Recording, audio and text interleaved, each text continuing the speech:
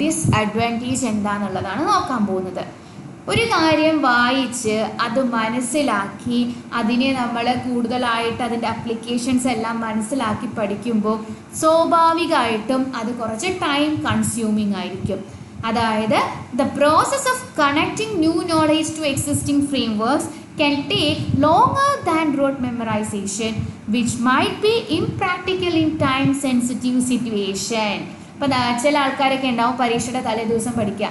അപ്പോൾ ഈ പരീക്ഷയുടെ തലേ ദിവസമൊക്കെ 5 ചാപ്റ്റർ 10 ചാപ്റ്ററൊക്കെ ഒരുമിച്ച് പഠിക്കണമെന്നുണ്ടെങ്കിൽ ഇത് വായിച്ച് മനസ്സിലാക്കി കണക്ട് ചെയ്തൊക്കെ പഠിക്കാൻ നിന്നാൽ കാര്യം കയ്യിൽ നിന്ന് പോകും, സമയമില്ല. അപ്പോൾ അവരെന്താ ചെയ്യുക, ബൈ ഹാർട്ട് പഠിക്കുക ചെയ്യുക, വേറെ വഴിയില്ല. സോ ഈ മീനിങ് ഫുൾ ലേണിംഗ് എന്ന് പറയുന്നത് ഒരു ടൈം കൺസ്യൂമിങ് പ്രോസസ്സാണ്. Then requires prior knowledge. Effective meaningful learning relies on a foundation of prior knowledge. Without it, learners may struggle to make connections. അപ്പോൾ എന്താ ശരിക്കും പറഞ്ഞാൽ മീനിങ് ഫുൾ ലേണിംഗ് എന്ന് പറഞ്ഞിട്ടുണ്ടെങ്കിൽ കണക്ട് ചെയ്ത് പഠിക്കുക എന്നാണ് അർത്ഥം. അപ്പോൾ ഒരു ബേസും ഇല്ലാത്ത ഒരാൾക്ക് ഒരു സാധനം വായിച്ച് മനസ്സിലാക്കി പഠിക്കാൻ പറ്റുമോ? ഇപ്പോൾ ഇംഗ്ലീഷ് ആൽഫബറ്റ്സ് വായിക്കാൻ അറിയാത്തൊരു കുട്ടിയാണ്, ആ കുട്ടിയോട് ഒരു പാരഗ്രാഫ് കൊടുത്തിട്ട് ഇത് വായിച്ച് മനസ്സിലാക്കി പഠിക്കൂ എന്ന് പറഞ്ഞിട്ടുണ്ടെങ്കിൽ നടക്കുമോ? കാരണം ആ കുട്ടിക്ക് ആൽഫബറ്റ്സ് വേർഡ്സ് പോലും വായിക്കാൻ അറിയാത്ത സിറ്റുവേഷനാണ്. സോ അങ്ങനത്തെ എന്താ പറയുക, ഒരു ബേസിക് നോളേജ് ഇല്ലെങ്കിൽ ഈ ഒരു മീനിങ് ഫുൾ ലേണിംഗ് എന്ന് പറയുന്നത് കുറച്ച് ഡിഫിക്കൽട്ടായിരിക്കും. അതേപോലെ തന്നെ കോഗ്നിറ്റീവ് ലോഡ് എന്താന്ന് നോക്കി നോക്കാം. The need to integrate and process complex information can overwhelm some learners and especially if the material is particularly challenging. ഇപ്പോൾ ഭയങ്കര ബുദ്ധിമുട്ടായിട്ട് നല്ല ടഫ് സബ്ജക്റ്റൊക്കെയാണ്, അത്യാവശ്യം നല്ല രീതിയിൽ അത് പഠിക്കാനൊക്കെ ഉണ്ട് എന്നാണെങ്കിൽ നമുക്ക് എന്താണ്, നമുക്കൊരു പഠിക്കാനൊരു ബുദ്ധിമുട്ട് ഫീൽ ചെയ്യും, അല്ലെങ്കിൽ നമുക്കത് ഭയങ്കര ലോഡായിട്ട് ഫീൽ ചെയ്യും. ഇത്രയൊന്നും എന്നെക്കൊണ്ട് പഠിക്കാൻ പറ്റില്ല, ഇതൊന്നും എന്നെക്കൊണ്ട് മനസ്സിലാക്കിയെടുക്കാൻ പറ്റില്ല എന്നൊരു തോട്ട് നമ്മളിലേക്ക് വരും. അതിനെയാണ് നമ്മൾ കോഗ്നിറ്റീവ് ലോഡ് എന്ന് പറയുന്നത്. പഠിക്കാനുള്ള ഒരു എന്താ പറയുക, ഒരു ഡിഫിക്കൽട്ടി, ഒരുപാട് ഇൻഫർമേഷൻ ഉള്ളത് കൊണ്ട് തന്നെ നമുക്കൊരു ലോഡ് വരിക നമ്മുടെ ബ്രെയിനിലേക്ക്. ഓക്കെ, ഇത് കുറച്ചധികം ഉണ്ട് എന്നുള്ളൊരു ഫീലിംഗ് വരിക. Okay, then risk of misunderstanding. If connections made are inaccurate it can lead to misconceptions and hinder further learning. അതായത് ഇതിൻ്റെ ഒരു എക്സാമ്പിൾ നേരത്തെ പറഞ്ഞ തന്നെ എടുക്കുക. കുട്ടി പക്ഷി പറക്കുന്നു എന്നുള്ളത് കുട്ടിക്ക് അറിയാം. അപ്പം നമ്മൾ എയ്റോപ്ലെയിൻ ആണ് എന്ന് പറഞ്ഞു, അതും പറന്നിട്ടാണ് പോകുന്നത്. അപ്പോൾ ചിലപ്പോൾ കുട്ടി എന്ത് വിചാരിക്കും, നേരാവണ്ണം നമ്മൾ പറഞ്ഞു കൊടുത്തിട്ടില്ലെങ്കിൽ ഈ പക്ഷിയും പറക്കുന്നതും ഒരു പക്ഷിയാണ്, എയ്റോപ്ലെയിനും ഒരു പക്ഷിയാണ് എന്ന് എന്താ പറയുക, തെറ്റിദ്ധരിക്കാനുള്ള ചാൻസസ് കൂടുതലായിരിക്കും. അതായത് നല്ല രീതിയിൽ മനസ്സിലാക്കിയിട്ടില്ലെങ്കിൽ പഠിക്കുന്ന കാര്യങ്ങൾ തെറ്റിദ്ധരിക്കപ്പെടാനുള്ള ചാൻസ് അവിടെ വളരെ കൂടുതലാണ്. അതേപോലെ തന്നെ variability in learning style.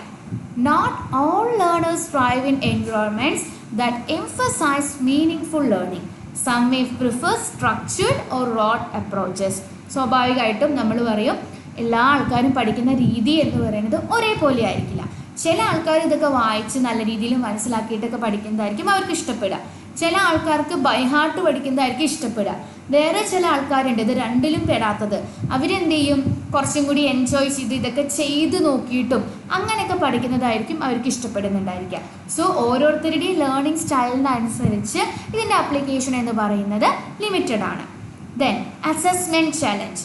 Standardized tests often favor factual recall over deep understanding, making it difficult to measure the effectiveness of meaningful learning strategies.